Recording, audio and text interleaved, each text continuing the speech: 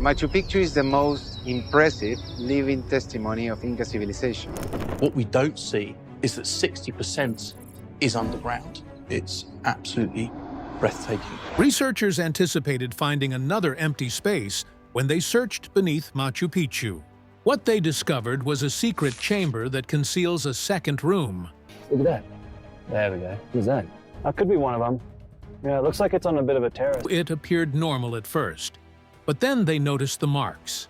The walls were covered in tiny handprints that were deeply ingrained in the stone, as though created from live tissue. There was metals inside this hidden chamber, gold, silver, and other types of metallic objects. Life was not intended to be honored by whatever had occurred here.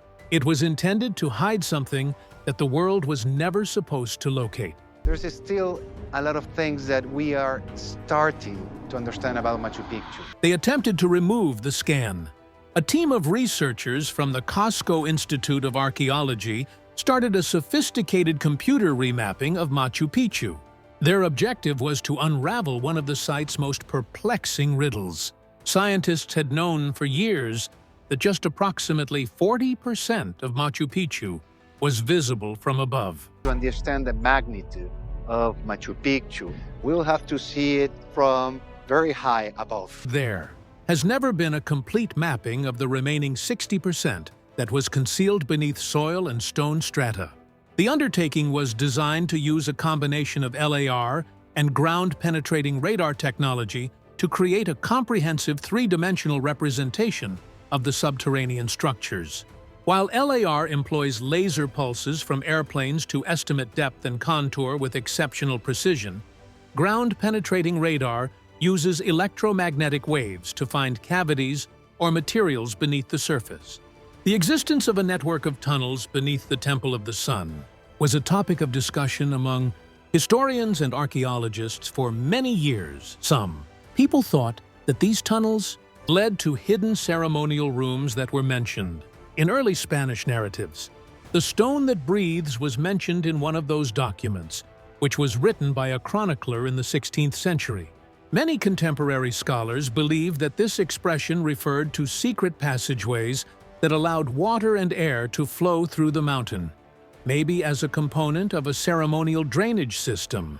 The 2024 crew was inspired by these descriptions to look underneath the temple instead of around it. Two distinct cavities beneath the structure were immediately seen in the radar photos. The first cavity corresponded to the purification basins that were previously identified in maps. The second depression, however, seemed to be significantly deeper, roughly 12 meters below the temple floor. It had an odd, nearly flawless oval shape. It appeared to be partially solid based on how it reflected the radar pulses. Bright echoes were produced in several areas of the image, which frequently suggests the presence of metal or sealed surfaces. The project's focus was instantly altered by this one revelation. The researchers came to the conclusion that the second void might have been purposefully created rather than occurring naturally.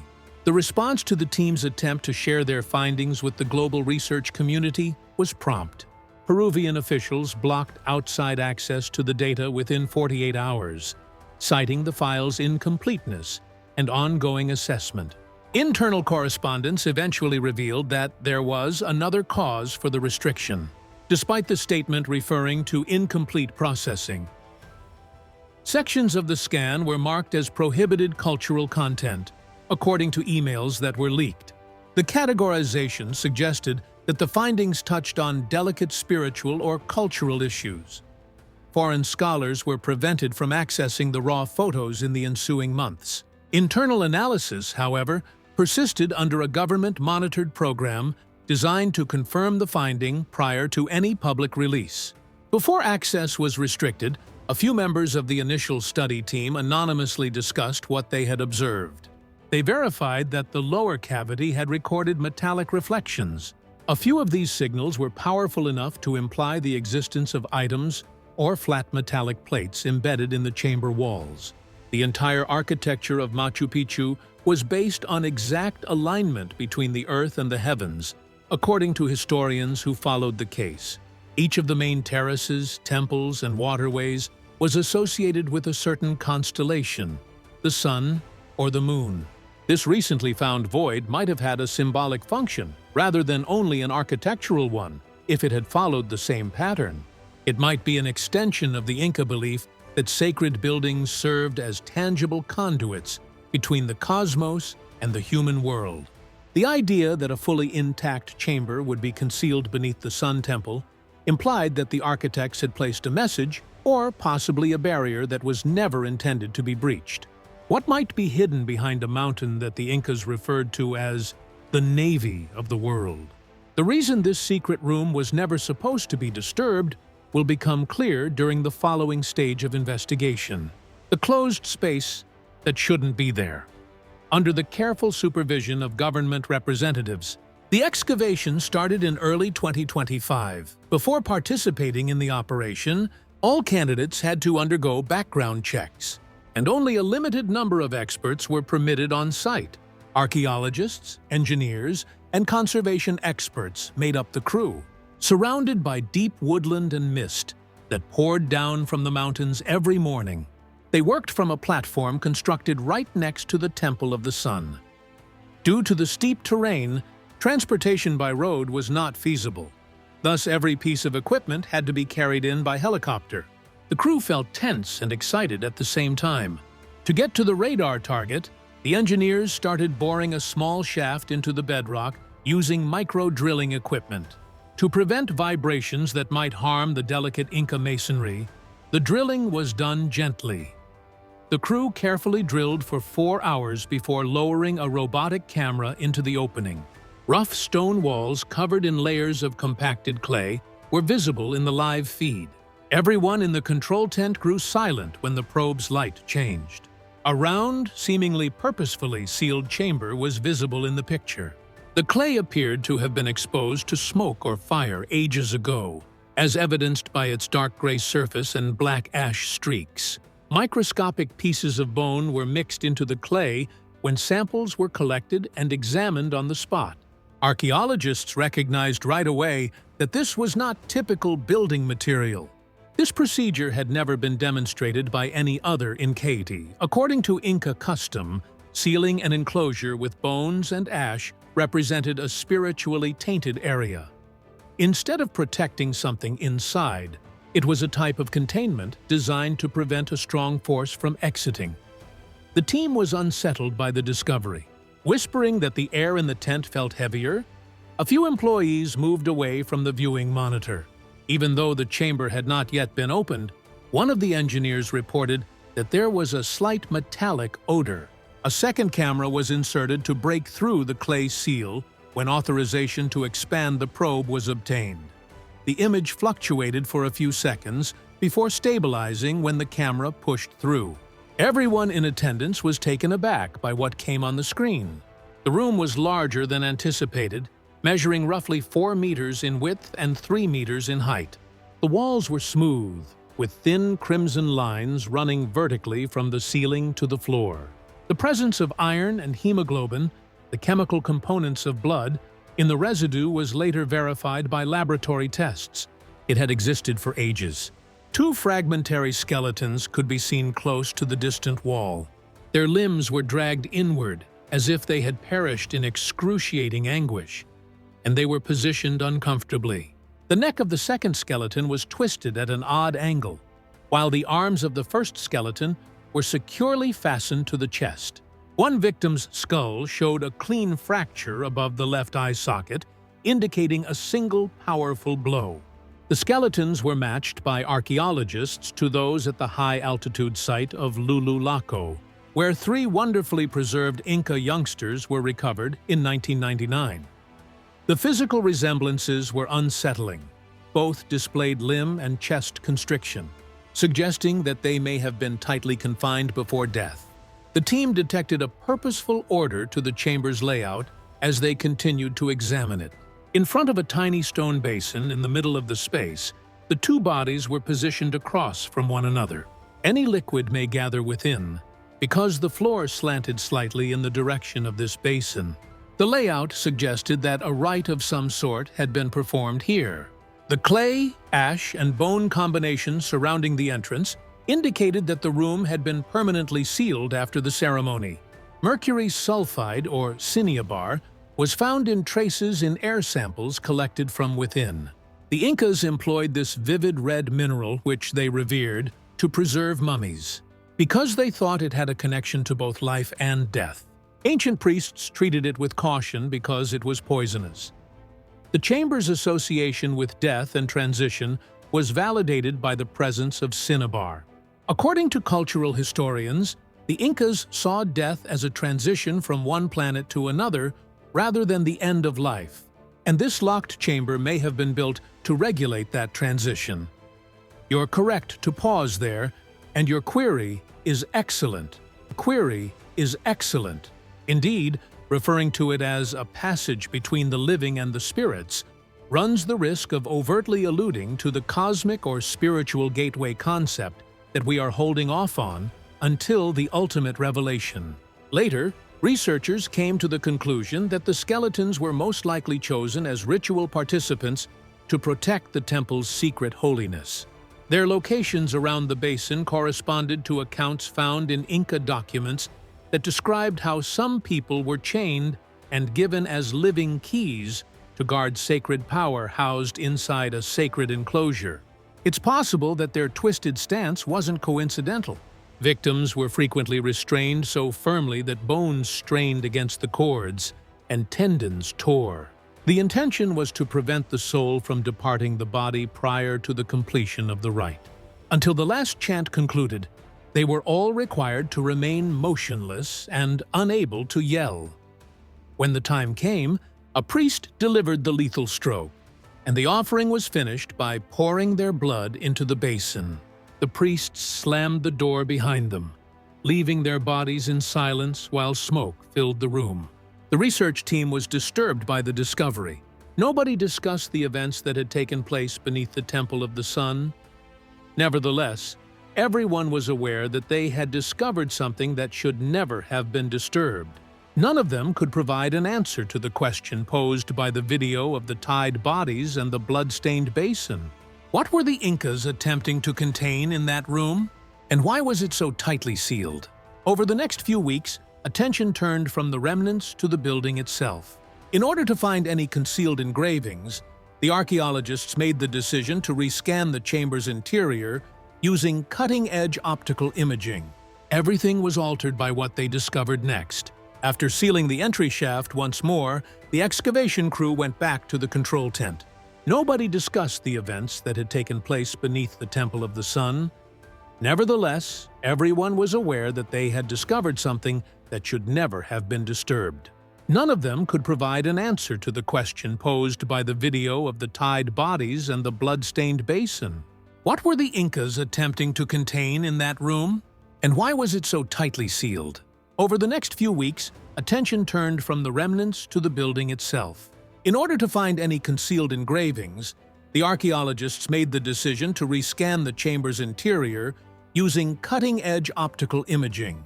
Everything was altered by what they discovered next. There was uneven ground beneath the skeletons. Markings that had been undetectable for centuries were all over it. The prohibited symbols on the ground. The sensors detected faint carvings scattered across the stone floor when the confined chamber was surveyed in full-spectrum light. They were invisible to the unaided eye, but when exposed to infrared light, they illuminated in a dull red pattern that extended outward from the central basin. The forms weren't haphazard scratching. Every line was thoughtfully carved from the rock. The design became apparent when the digital image sharpened. From a star-like symbol at its center, it developed an 8-point spiral. The Pleiades constellation, which the Incas referred to as Colca, or the celestial storeroom, resembled the central shape. The Incas held the Pleiades in high regard. The new agricultural year began in June when they first appeared in the night sky. In order to determine when to plant crops and start ceremonies in honor of the gods of fertility and rain, priests would ascend to the top of mountains and wait for their first appearance. These stars also symbolize the boundary between life and death to the Incas. They thought that in order to keep watch over the living, The spirits of the deceased went to the stars and came back via them. The team was astonished to see the Pleiades sign within a sealed death cell. It suggested that the person who constructed this space had made a connection between death and the skies. The spiral pattern was compared by archaeologists to other holy locations in Peru. They discovered nearly identical symbols carved into platforms at Nazca and Chocorao, both of which were connected to significant religious rituals. This link implied that Machu Picchu was a component of a larger network of rituals that employed astronomy and geometry to bring together far-off temples. The spiral on the floor of the room might have served as a network schematic, indicating the path the after-sacrifice. It was thought that spirits traveled. The camera detected the faint shape of a little stone plate along one wall. It featured a sculpted figure that was closely curled into a fetal position. The figure was encircled by tiny droplets. The carving looked like a person returning to the womb when it was expanded. According to historians, this represents rebirth via offering. When death was performed ceremoniously, it symbolized the idea that it was a return to creation rather than an end. Animal fat and charred maize remnants were found in the residue scraped from the engravings. During the Inca festival of the sun, these drugs were frequently used in rituals. In order to honor the sun deity Ini and summon the souls of their ancestors, priests burned offerings at that celebration. The fact that those identical elements were present in the sealed room demonstrated that, although on a far deeper level, this underground ritual adhered to the same sacred precepts. It implied that the priests had reenacted the ritual in a secret location that was inaccessible to light, as though they felt that the most potent offerings needed to be performed in total darkness.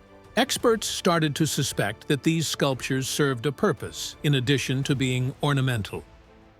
During ceremonies, they may have been utilized to direct light, water, or music in particular directions. According to some experts, the spiral served as a sort of ritual guide, guiding prayer or energy from the chamber's center toward the mountains. Others said it was intended to unite several components of the temple's ritual system, combining light, sound, and water to produce a potent ceremonial effect. Regardless of its actual purpose, it unmistakably demonstrated forethought and understanding much beyond what anyone would anticipate in a secret subterranean space. The researchers found that this spiral was not only symbolic, but also eerily precise, completely aligned with something far away. When they measured the direction of these engravings and the chamber's construction, the researchers were compelled by this discovery to reopen their study and re-examine the radar scan data. They became aware of a second, deeper vacuum underneath the chamber at that point. The team dubbed it the second room, and what they discovered next would upend all preconceived notions about Machu Picchu. The alignment of the second room seems inexplicable. The findings were too precise to be coincidental when the crew started measuring the direction of the lower chamber. The main axis of the second room was precisely aligned with the sunrise on June 21st, the winter solstice, according to the laser theralites.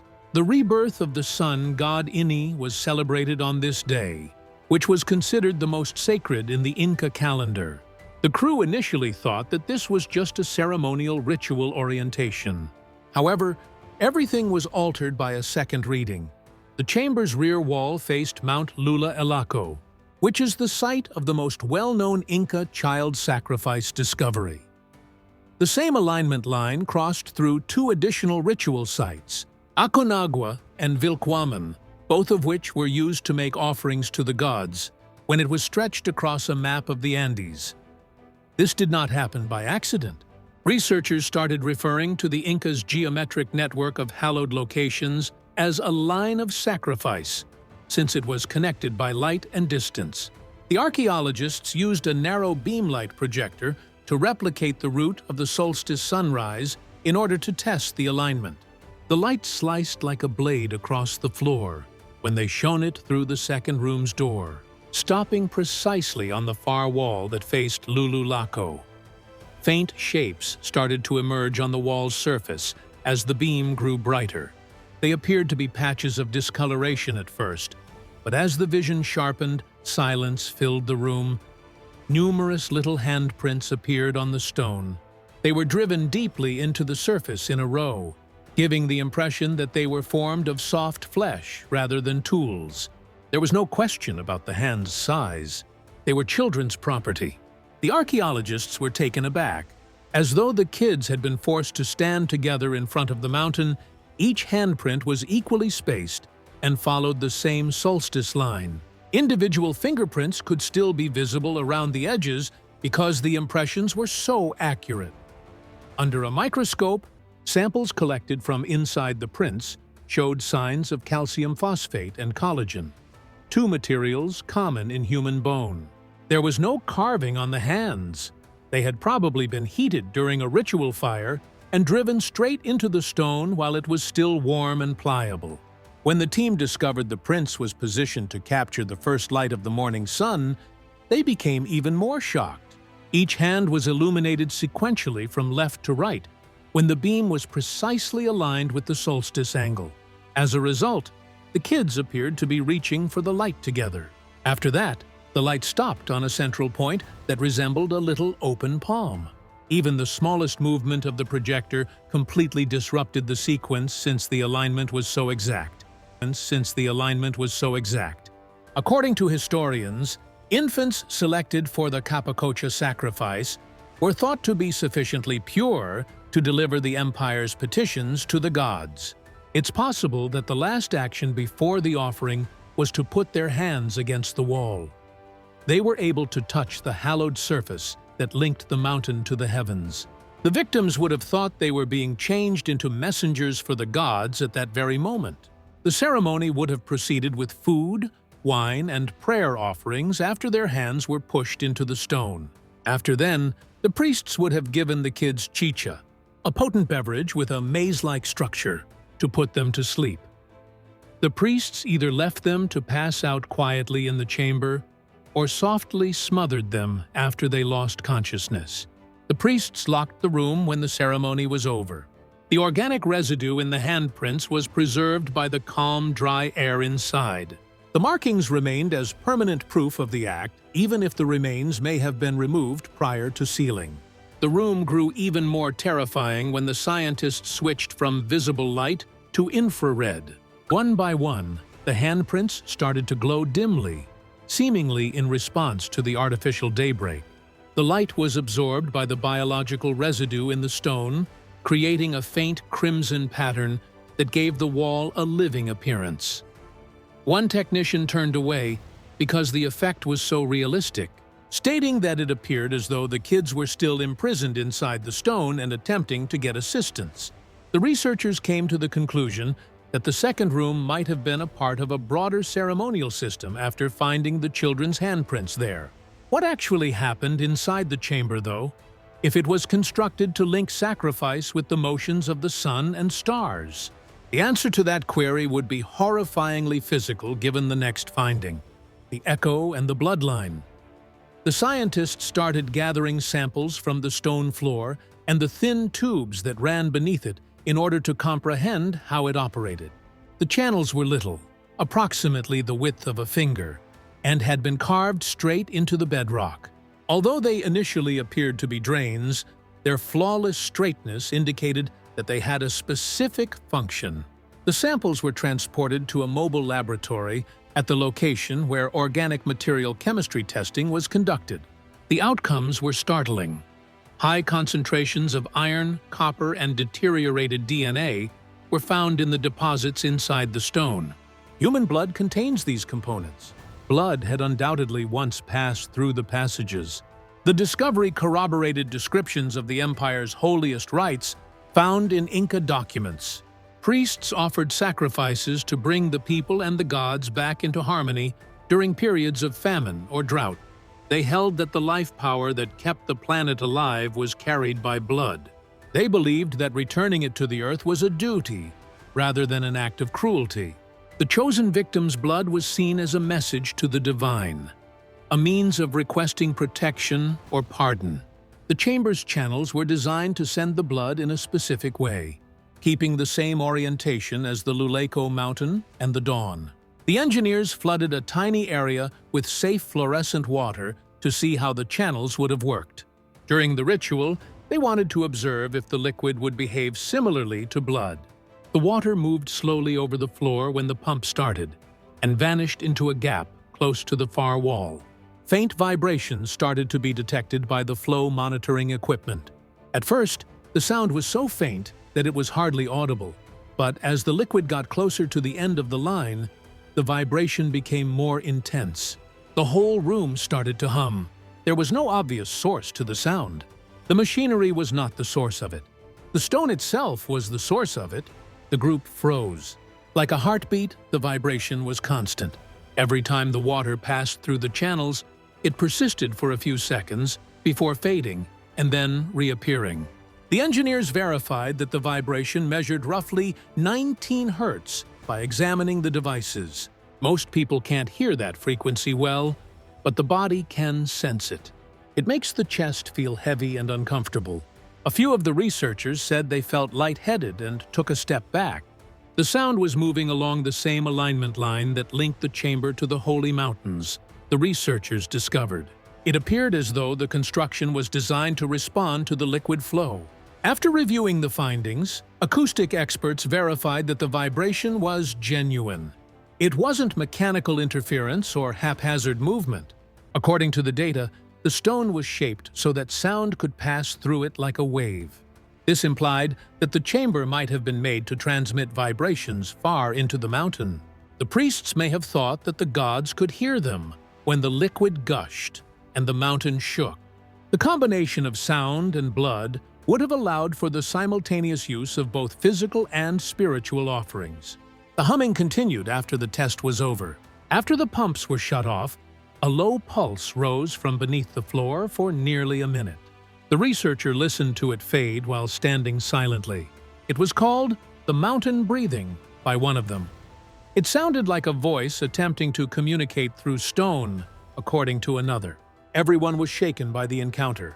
They were aware that something that had remained quiet for hundreds of years had been disturbed. The experiment demonstrated that the chamber was a purpose-built building in addition to a location for ceremonial sacrifice. The ritual that connected the living world with something far beyond it included every drop of blood and every sound that traveled across that area. The researchers re-examined the walls for any indications of writing or carvings that would account for what they had discovered because of the peculiar vibration and light movement inside the chamber. The next thing they discovered was a note, concealed in the stone itself, that explained the second room's actual purpose. The real purpose, the significance of the second room became evident when the researchers examined all of the data collectively. The channels, handprints, engravings, and wall alignment were all one and the same. They were all components of the same strategy. Light, sound, and movement were all integrated into one system by the builders. It wasn't a coincidence. It was an apparatus designed for worship. Every living thing existed because the gods permitted it, according to the Inca priests who created the chamber. They saw life as a loan that needed to be repaid. They believed that the gods would only accept blood, breath, and sound as payment. Each area of the room was designed to precisely guide those offerings. It was intended for blood to pass through the channels made of stone. Light from the solstice sunrise was supposed to hit the same locations every year, and sound was supposed to travel through the walls. The design sacrificed a system that could be repeated. The priests thought that the gods would be pleased and the mountain would be fed when all three forces came together. They believed that this was how they kept the world going. Human life was needed for the rites performed in the second room. The data demonstrated that the victims, including children, were coerced into participating in these rituals. After being removed from their homes and prepared for months, the kids were brought into the dimly lit room beneath the temple. The priests assured them that the gods would reward them for their service to the empire. To indicate their presence, their palms were pressed into the warm stone. Their bodies became a part of the offering as their blood streamed into the carved pathways. The priests thought that rain, harvest, and peace would result from these deaths. In actuality, all they delivered was grief and stillness. Oral traditions that have survived tell dark tales about what happened to women who attempted to stop these sacrifices. Mothers who begged for their kids were punished in public and hauled into the streets. As a warning, several were stripped and marched through their villages. While the crowd watched in horror, others were pummeled until they were unable to stand and left laying in the dirt. Rarely, their remains were carted away, to demonstrate that no one could oppose the priest's will after they were transported to neighboring rivers and thrown into the water. These women weren't criminals or rebels. They were women attempting to save their kids. Others were intimidated into compliance by their suffering. Grief itself became a component of the ritual, as each act of retribution made the subsequent sacrifice easier to demand.